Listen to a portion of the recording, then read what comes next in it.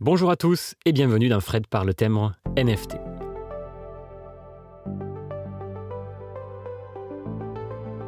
Dans les deux premiers podcasts, je vous ai proposé de découvrir ce qu'est un thème NFT, puis de comprendre comment il fonctionne concrètement. Aujourd'hui, j'aimerais répondre à une question qui, à mes yeux, est peut-être la plus importante de toutes, avant même de débuter la collection de thèmes NFT.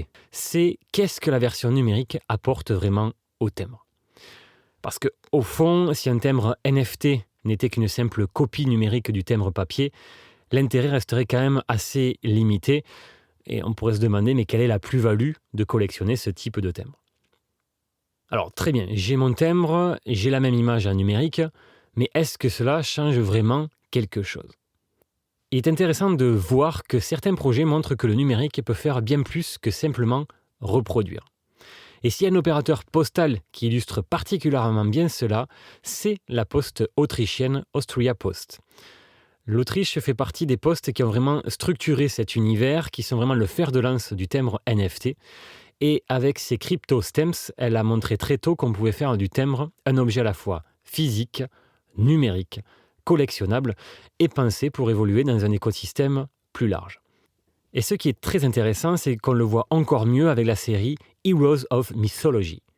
Cette série n'est pas seulement autrichienne, elle repose sur une vraie collaboration entre plusieurs postes européennes.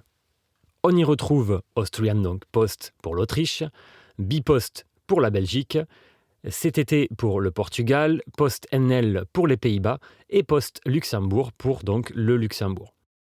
Autrement dit, on n'est plus sur une petite émission isolée dans un coin, on est vraiment sur une collection pensée à l'échelle européenne. Et il est intéressant de voir que cette collaboration entre les postes européennes se transpose de la philatélie classique vers le thème NFT, puisqu'on sait très bien que la philatélie classique réalise régulièrement des émissions conjointes entre pays. Plusieurs pays se mettent d'accord pour sortir au même moment des thèmes, parfois autour d'un même thème. Ils vont même jusqu'à partager le même visuel.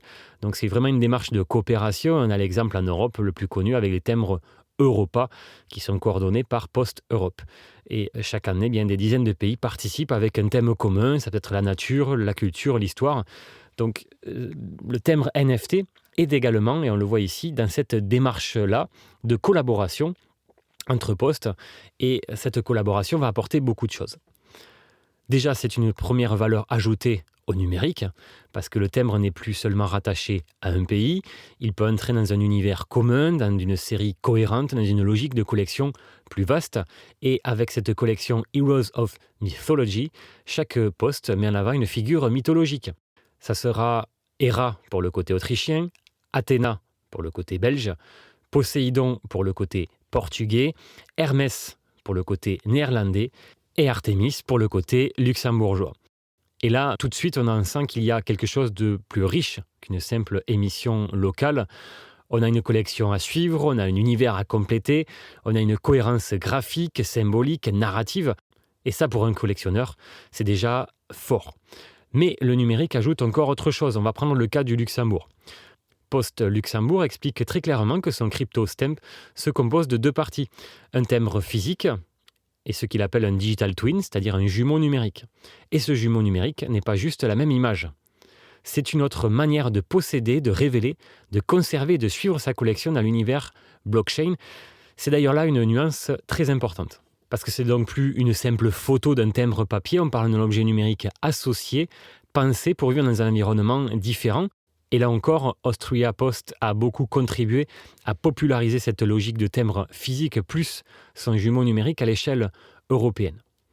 Mais il y a encore plus intéressant, le numérique peut aussi introduire des mécaniques de combinaison, de transformation ou de déblocage. Et là, l'exemple le plus parlant à mon sens vient des Pays-Bas. PostNL explique qu'avec son système de Safe Dragon, on peut combiner certains NFT pour faire apparaître un Baby Dragon inédit.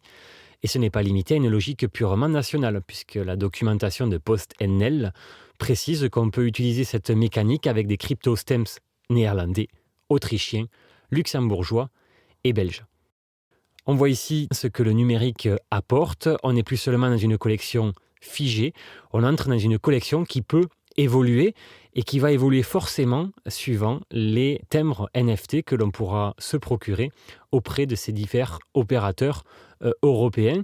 Ça va enrichir la collection, ça va permettre, quand on va arriver à récupérer en tout cas, puisque là aussi, il y a une certaine rareté qui s'installe. Quand on va récupérer ces timbres NFT dans différentes postes, ça va permettre de pouvoir déclencher et acquérir des versions numériques NFT de ces timbres qui ne seraient pas possibles si on avait uniquement un seul de ces exemplaires. Le fait donc de posséder plusieurs éléments ne sert pas seulement à avoir un plus, cela permet aussi de faire apparaître autre chose, un timbre, donc, comme je le disais précédemment, qui n'existe pas en version physique. Et ça, c'est un changement très important parce qu'on passe d'une logique d'accumulation à une logique presque plus active, plus ludique, plus participative. Autrement dit, le numérique ne se contente pas de copier le timbre, il peut créer des relations entre les timbres, il peut introduire des passerelles et il peut faire évoluer l'expérience de collection. Bon, on a vu le nord de l'Europe, on va aller un peu plus au sud, à la chaleur, si vous aimez ça. On va se réchauffer avec le Portugal. En descendant au bord de la Méditerranée, la collection est mise avec d'autres postes européennes sur les héros de la mythologie. Bien, cet été met en avant cette idée que la CryptoStamps Poséidon mêle tradition et innovation dans une émission commune avec les autres postes européennes partenaires. Là encore, la logique n'est pas seulement celle du support papier, mais celle d'une expérience qui continue dans le numérique. La Belgique, avec Athéna, insiste elle aussi sur la présence d'un digital twin et sur cette rencontre entre patrimoine postal et univers numérique. Bipost explique d'ailleurs très clairement qu'un CryptoStamp est un timbre papier avec son jumeau numérique. Donc, si on prend un peu de recul, qu'est-ce qu'on voit ? On voit que la version numérique peut apporter plusieurs choses très concrètes. D'abord, elle élargit la collection à une dimension transnationale. Elle peut créer un jumeau numérique révélable et conservable. Elle peut aussi introduire une logique de combinaison ou de transformation. Et surtout, elle peut faire entrer le collectionneur dans une expérience qui ne s'arrête plus au papier. Et là encore, une fois de plus, et je me répète souvent, mais c'est vrai que ce sujet devient passionnant quand on découvre ses spécificités, parce que le papier garde évidemment toute sa valeur, la matière, le support, le visuel, la présence physique, la dimension historique. Si vous avez déjà eu des timbres NFT en main, vous remarquerez la qualité d'impression, la qualité papier, les contrastes de l'image, les couleurs qui sont mises en avant.